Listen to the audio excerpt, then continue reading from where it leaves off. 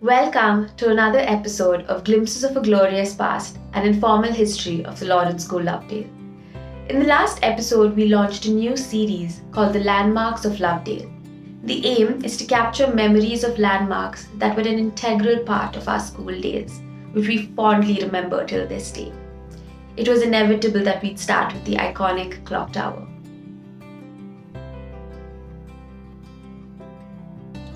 Our next landmark is the good old Lovedale Railway Station.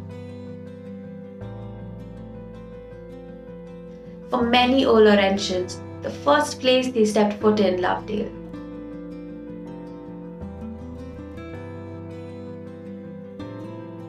For the last 115 years, the picturesque Lovedale Railway Station has been the backdrop of tears and cheers for so many school children. The platforms have endured the footfalls of literally thousands of school kids.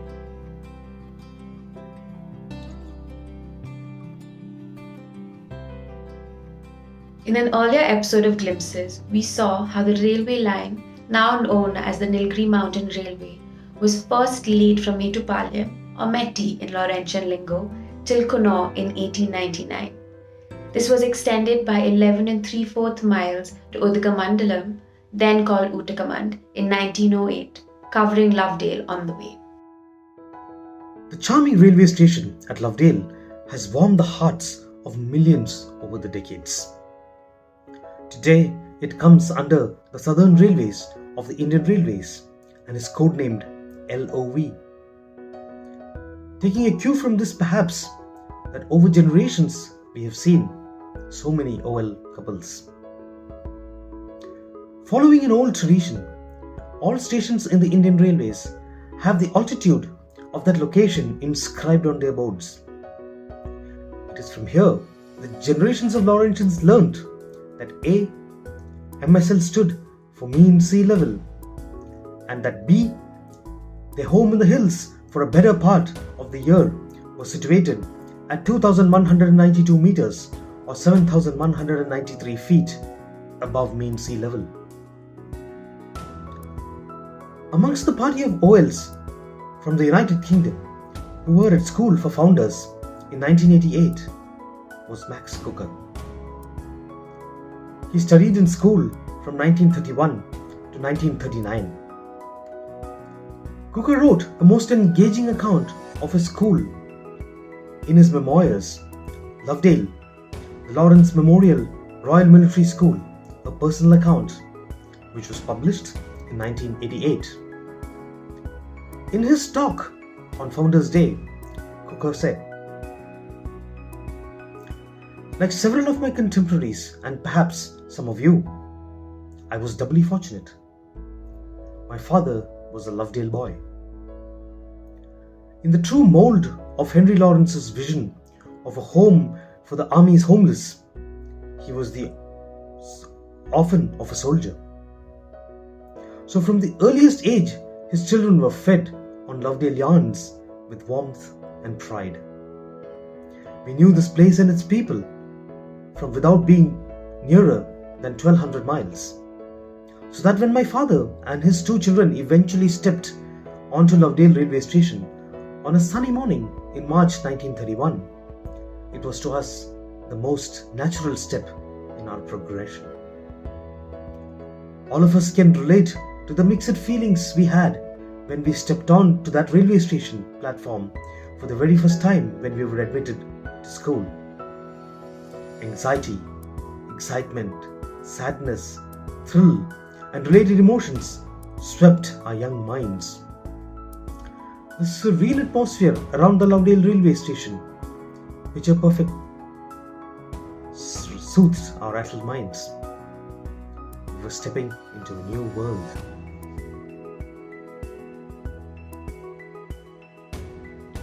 Interestingly, Cocker's father was head boy in 1908 when Reverend Padfield was principal and the railway line had come to Lovedale. When his sons joined school, the long-serving Reverend Padfield was still principal. Next, Bina Belyappa, president of the OLA, recalls her days in school and the train journeys from the Lovedale Railway Station in the 1950s, the 1960s, and the 1970s. The Lovedale Station brings lots and lots of memories. We all, the batches of the 50s, 60s, 70s, came here. We came up by the train batch, got off at Lovedale. We all had to march up the steps to go up to the hospital flats and to the hospital for our medical checkup. But the train, the hill train, was only for the Lovedale kids. We come in with a lot of literally crying to be back at school. So the station has seen tears of joy and tears of, getting back to school. When we were going back for our holidays, we used to come here and thinking now about the logistics the school must have worked out. With the train parade, I'm sure a lot of you have gone through the train parade, but ours was different because our luggage tags were different and our things were all color-coded, put into brake vans. The entire train was orange.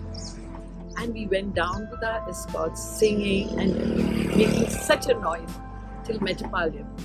And there was, to everyone's amazement, the school's sub-staff, they sorted out the luggage to each party, whether it was Bombay batch or Calcutta batch or Delhi batch, Kerala batch, Chennai batch. They sorted it out and handed it over to each escort. So this station holds the most memories for all Laurentians who went from the late 50s right up to the early 80s.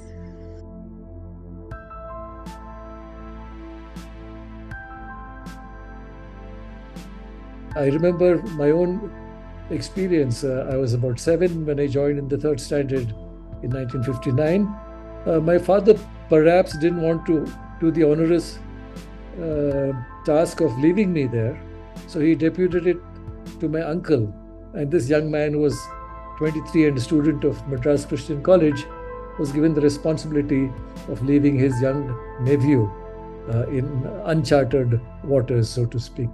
So I'm sure the Lovedale Railway Station brings back many, many memories of greetings, of joy, of farewells, of welcomings to all of us Laurentians. The Lovedale Railway Station featured in The Great Escape of 1964. It was a different world then, and corporal punishment was the order of the day. 4 young girls, 2 from class 6 and 2 from class 8, decided that they had had enough of the punishments meted out to them. Narrating this incident, Aruna Gill, class of 1969, writes, "When the bell rang to signal the end of classes that day in 1964, I hurried out of the 6th standard classroom into the junior school quad. My friend was close on my heels. Instead of joining the group of girls walking back to the Red Fort, which was our name for girls' school, we raced up the 67th stairs to the meeting point, the senior school girls' washroom.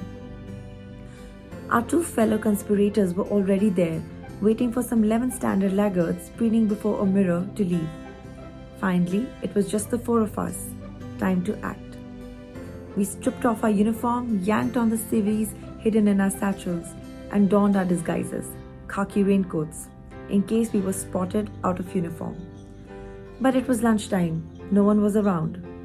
We ran to the grassy banks behind the Arabli House dorms and started down the slope to the Dhobighat Road. The dirt track hugged the hill on which the senior school was built, out of sight from above. More importantly, it led to the Lovedale toy train station. We had thought of everything, almost. One of us bought 4 tickets at about ₹1 each without any hitch, though it depleted our meager corpus amounting to around ₹30. Now there was the nerve-wracking wait for the train from Ooty, the one that would take us to Metropolitan at the foot of the mountains to board the Nilgiri Express. Although we had not thought much beyond Coimbatore. Excited to go home, but afraid of being caught, we huddled together. Any second thoughts were quickly dismissed by a look at our sore hands, the ones subjected to several whacks from our house mistress. I don't remember my transgression, only that it was the latest of many beatings where the crime never merited the severity of the punishment. Finally, we were aboard the toy train to freedom. Average speed between 5 to 15 kilometers per hour. It would take 4 hours to reach Metropolitan, a distance of 46 kilometers. We heard loudspeakers from a vehicle on the road above, learning later that it was the police asking for help to locate 4 missing girls. After stops at the Aruvankadu gunpowder factory and the army station at Wellington, the train pulled into Kannur in a cloud of steam. The door swung open and the station master looked inside. When we saw the navy beret of our bursar Major Mehta, we knew the game was up. There were some sniffles and tears as we piled into his standard herald. Back to the Red Fort, I thought, but instead of the girls' school, we drove through the gates of the hallowed headmaster's house. A collective wail sounded in the car. The headmaster, K.I. Thomas or KIT, was seated on an armchair with a drink in one hand and a cigarette in the other. "I've had to cancel my trip to Madras because of you 4 stupid girls," KIT said in his Paka accent. He probably said a lot more, but I do not recall any of it. He finally gave us the chance to defend ourselves. After we held out our bruised palms for his inspection, he said no more. Sometime later, our in loco parentis moved out of her Redford digs, thus saving a decade's worth of future girls from her well-worn ruler.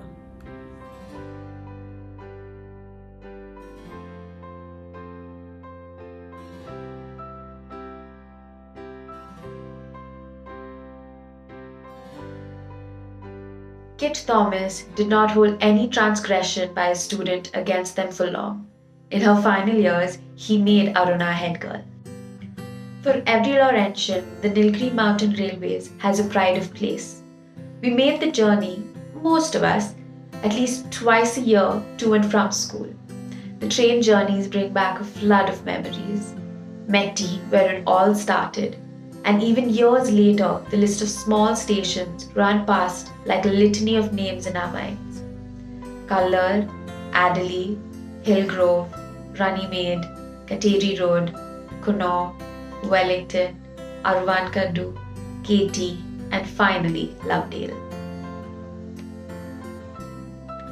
OLVK Suresh of Vindhya Classic 1989 recalls his memories of the Lovedale Railway Station and the train ride up the hills. A train journey. As the morning sun rises, the small old mountain train gets ready to start on its long journey into the mountains to the Queen of Hills. With a puff of steam and a loud echoing coo, it pulls out of the station at the foot of the hills. The tracks twist and turn as they follow the mountainside. Thin eucalyptus trees sway in the cool breeze, occasionally bowing down to touch the train. Chattering monkeys jump down from the towering trees and wait along the tracks. Clouds from the sky slip down the mountainside, plunging everything in whiteness. The train moves slowly through the tea gardens, gripping the tracks with their sharp teeth. The mist lifts, revealing a group of women patiently picking leaves. In the distance, a cowherd, wrapped in a blanket, watches over his herd. A small town is seen in the distance, and the old man hoots, a sign of relief that echoes through the echoing green. The hissing and screeching sounds of steam and steel grow louder as the hills train pulls into the little mountain station. The end. I have to say, I do enjoy trains a lot, and the mountain train, or we often call it the toy train, ranks among my best rides. The sounds of the engine and the shriek, steamy whistle that echoed through the Lovedale Hills were an important part of my life while I was at school. The The train was always a thrill to ride as a child, and it was also a temporary but fun getaway or an escape to Ooty for our outing adventures. I remember the small light blue train station with its large yellow cement signage that said Lovedale in the three languages, English, Hindi, and Tamil. Yeah. It was usually the first thing and the last thing I saw when entering the school campus or leaving it. It was in many ways the train station, seeing the train station in many ways was accompanied by a mix of emotions, one of nervousness, one of uncertainty and excitement that comes with the beginning and end of the school terms. It meant, symbolically, it meant leaving one family behind and joining another, leaving one home and entering another. And also it was something that it was symbolic of being vulnerable, brave, and independent.